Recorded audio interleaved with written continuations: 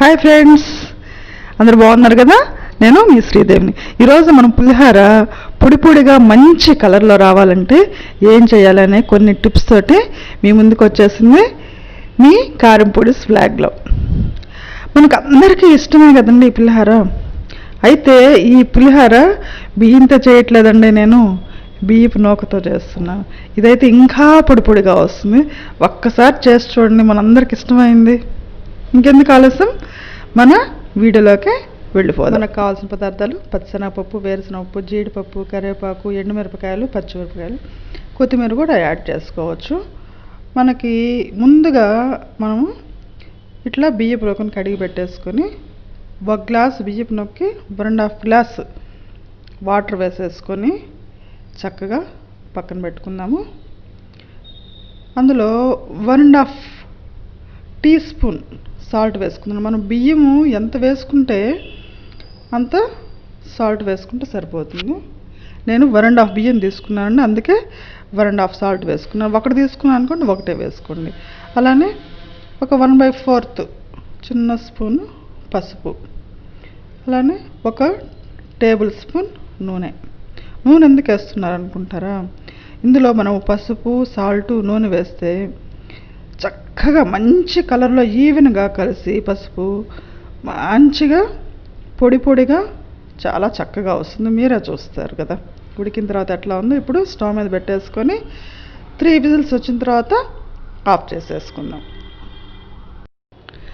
చూడండి పులిహోర ఎంత మంచి కలర్లో వచ్చిందో. ఇందాక చెప్పాను కదా మంచి కలర్లో వస్తుంది, మీకైతే వేరే కనిపిస్తుంది, మాకైతే నిమ్మకాయ పండు కలర్లో ఎంత చక్కగా ఉందండి. కొంచెం కొత్తిమీర వేస్తాను వేడి మీద, జస్ట్ అట్లానండి. ఎక్కువ వెంటనే కలుపువాకండి, మెత్తబడిపోతుంది. బాగా చల్లారిన తర్వాత మనకు కావాల్సినంత చింతపండు గుజ్జు వేసుకోవాలి. నేనైతే రెడీమేడ్గా చేసి పెట్టుకుంటా అండి, మీకు ఒక వీడియో కూడా చూపిస్తానని చెప్తున్నాను, చూపిస్తాను త్వరలో.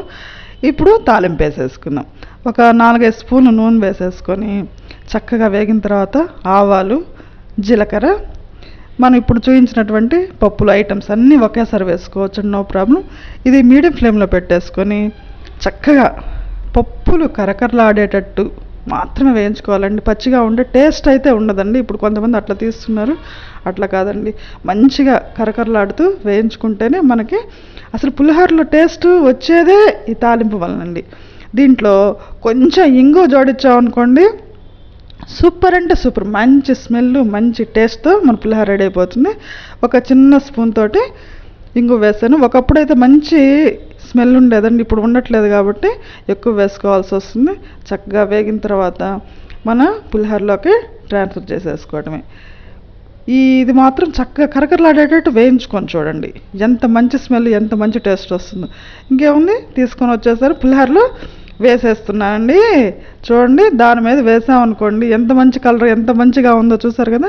ఇంకెందుకు ఆలస్యం, చక్కగా కలిపేసేసుకొని ఒక్కసారి సాల్టు, కారం టేస్ట్ చూడండి. మీకేమన్నా కొంచెం ఏమన్నా యాడ్ చేయాలనుకుంటే ఇప్పుడు యాడ్ చేసిన తర్వాత చక్కగా కలిపేసేసుకోండి.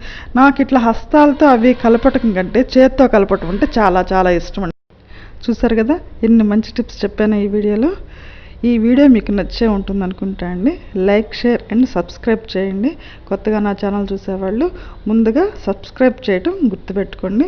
అలానే మీ బెస్ట్ ఫ్రెండ్స్ అందరికీ షేర్ చేయండి. మరోసారి మరో వీడియోతోటి మీ ముందుంటా.